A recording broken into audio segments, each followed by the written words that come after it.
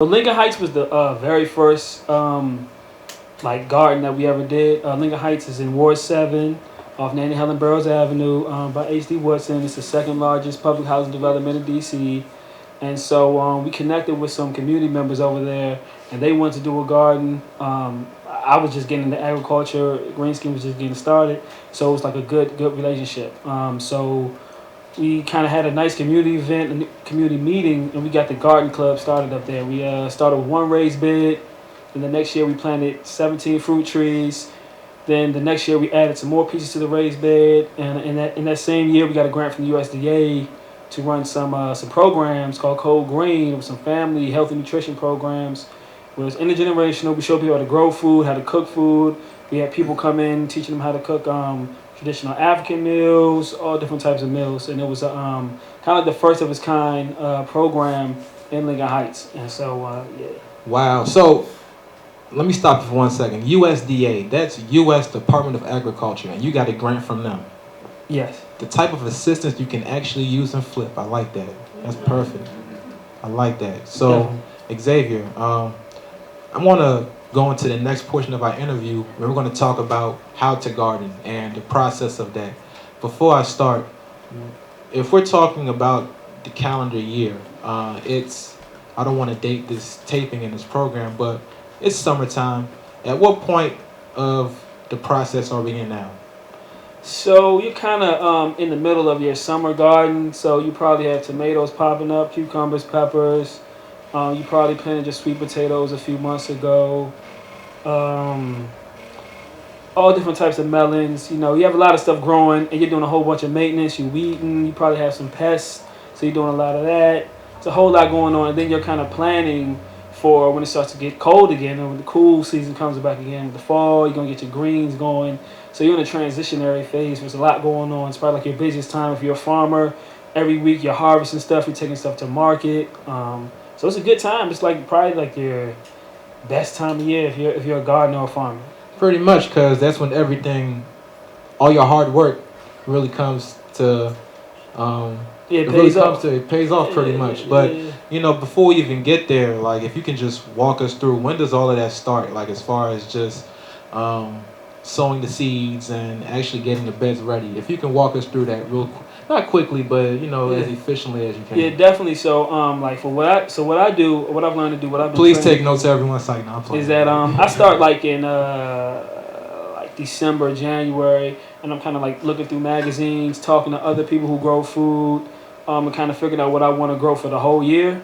And I'm ordering seeds from different catalogs. Might go to somebody and trade some seeds, getting different heirloom seeds, right? So trying to grow out, trying to save seeds and grow up varieties that have been lost, right? And kind of bring them back to life. Different varieties of corn, different, possibly some seeds from different countries in Africa, Latin America, the Caribbean, and stuff like that. And just really preparation. So preparation goes, starts like December, January. I'm starting to seed some trays, so I'm getting my seedlings ready so I can get them out to the ground. So it's just a lot of plans. Everything starts like in December, so it never really stops. You're always kind of thinking on how you can improve. So I have like a notebook, and I take notes on, well, this didn't go well, you know, whatever happened, you know, something went wrong. So it's always like an evolution. You're always growing. And for like what I do, so I work with communities.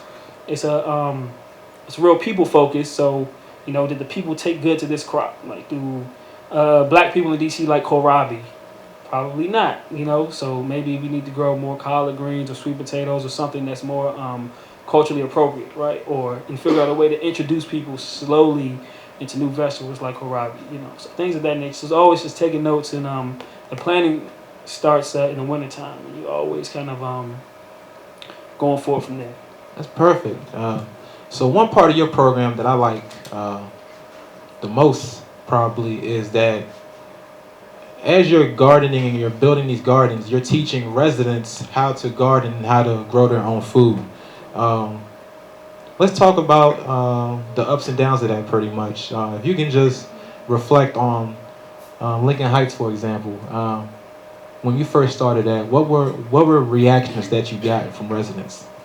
Yeah, definitely. So in Lincoln Heights, we had good reactions for the most part growing food, because just like the first woman who was interviewed, like we have a historical legacies, historical trauma. So growing food is like a part of us anyway. People might not recognize it, but it's like there anyway through the transatlantic slave trade, through the sharecropping, through all that type of stuff, right? So that knowledge is already there, and a lot of the elders were already familiar with growing food, right? So for them, it was just kind of like dusting off the bike or whatever, and getting them back in the game, pulling them off the bench, getting them back in the game. So it's stuff they already were into when they were kids. And for the younger, for the little ones, this was brand new to them. So they weren't familiar with the transatlantic slave trade. They weren't familiar with cotton, sugar cane, rice, all these stuff that people were forced to grow, right? So it was just fun to them. So they're learning something brand new. It's kind of getting them into agriculture, getting them into knowing where their food comes from, getting them into saving seeds, and just like the healing properties of working with the earth. So it's been good. It's been a good experience, and we're trying to move at a pace that the community can keep up with, and eventually we want to step out and let them take over the garden full time, and they can expand. There's a lot of space in Lincoln Heights. They can expand it at their own pace. So, at what point of that process is Lincoln Heights in right now? Of course, you started the gardening. For those who don't know, the garden bed is in the shape of an LH. So it's real cool, y'all. Y'all should go out there and check it out. But don't take their food, just check it out. So, so what? My fault. I can repeat it for you. At what part of the process, if you're talking about helping them out and then just slowly phasing out, Yeah. at what part of that process are you in? I think we're maybe like 3/4 of the way. There's still some more things that I want to add in there with the people and make sure they have connections to the right resources. So they're connected with UDC, because UDC has a budding agricultural extension program that's coming out, so they know who to contact with UDC. They're connected with other black farmers that are in the area, so they just make sure they have the right resources. So I think we're almost there, and I want to do kind of more work on like the historical piece of black people and food and nature and all that type of stuff. That's real cool. Let's give Xavier another hand. But at this point in the program, I just want to, I'm a big picture guy, so in this interview, want to expand it a little bit because as research shows and experience of other people, there are benefits to installing gardens in low-income communities that go beyond just feeding people. So I wanted to explore that a little bit. What changes did you see in residents' relationships with each other and the social life, once the garden started popping off there? Yeah, for sure. So like the way so we have gardens not just in Lincoln Heights, but we're like in Simple City and Bennett Terrace. We got some in Woodland. There's a little garden over in Berry Farms, planted trees in Clay Terrace. So it's like we're all over the city. And so I think, the way I started thinking of it was like it gives community members a way to kind of start creating their own narrative of the communities, like rewriting the story. So when you think about Lincoln Heights or Simple City, you only think about like negative things, right? But you would never think about somebody planting some fruit trees in there, people growing food. It kind of gives them that opportunity to kind of take control of their community and go forward. And so it also definitely in Lincoln Heights has created like a nice space for you can just go out there, chill and read a book and watch the flowers bloom, watch some pollination, watch the peaches ripen on the fruit trees, right? And that's it's not too many places in the city that just have it's just an orchard. Apples, pears, peaches. We have plums. We had some figs, but they died. So, all in one place. So it's a very unique space, and so it's definitely healing properties there. The kids are always up there. Whenever I roll up there, the kids come up there, and we get it in. We plant some stuff. We weed. So it's always a good time, and I've never had a negative experience in any neighborhood I've been in. Which is and that's often the worry of some people. A lot of people they try to tell you like, I never got that. They tell you, learn all you can so you can leave the hood. Like, if you leave the hood, who's gonna show the rest of the people how to raise above this situation? Yeah. So I think exactly. So I think what we're just trying to build it up. Not even give back, but help build up, create something new. I think right now, for people who aren't in agriculture, like right now, it's like a black agricultural renaissance, so to speak. There's a conference that takes place every year called Bugs, the Black Urban Growers Conference. It was in Where is it? was in Detroit last year. It moves around. So it was in Detroit last year. Year before that was in Brooklyn. This year it's going to be in Oakland. I'm part of like a Black Farmer collective in DC, and then it like expands from like New York all the way down to like Georgia. So I'm connected with Black farmers, and we have training sessions and meeting groups. So it's a lot of people getting into agriculture, growing food, and it's like liberation in growing food and controlling what you put in your body. Just like the same stuff that the woman was saying before me, knowing what food's in your body, knowing where your food comes from, knowing what's been done to your food, everything, knowing just what the people had to do who grew the food, right? Because a lot of the food that we have in the grocery store is grown by Latinos, Mexicans, who was almost slave labor, right? So they're being exploited on that end, and then you have people on this end, like where we are right now, Ward 8, who don't even have a grocery store, right?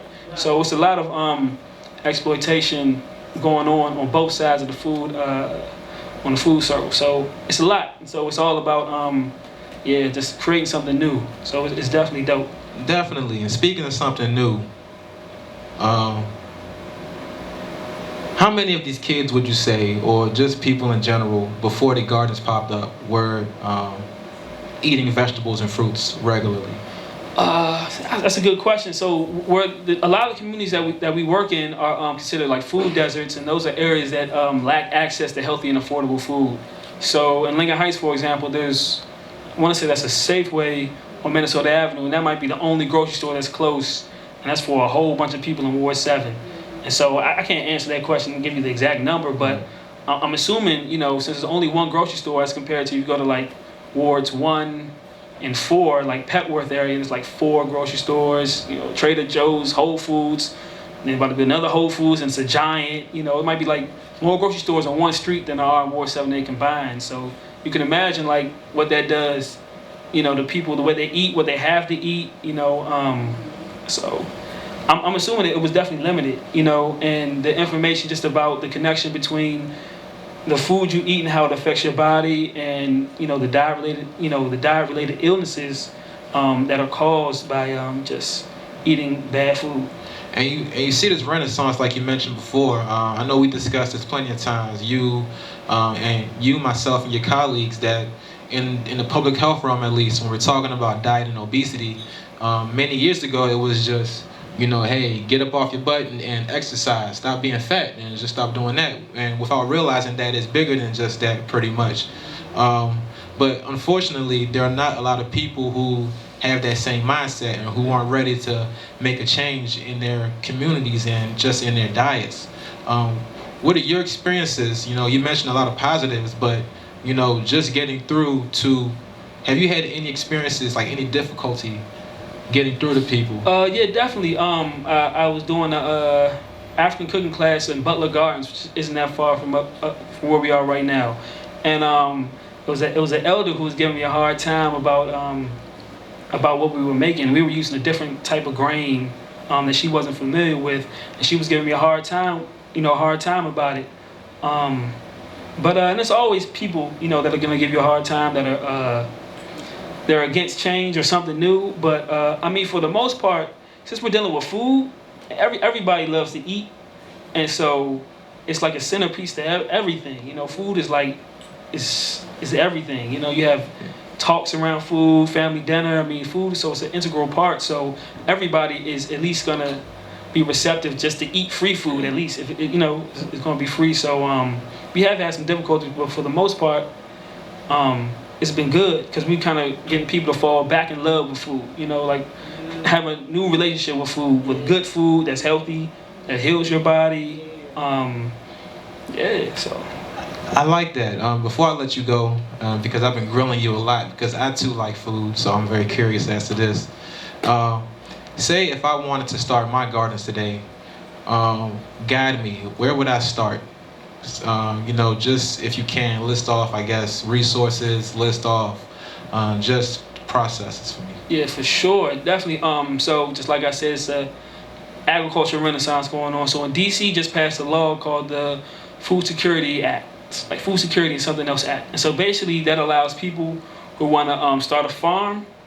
You can go out, you can find a lot, like this lot right next to us, find out who owns it, and the owner could get a tax break, like 90% tax break, to let you grow food on that lot.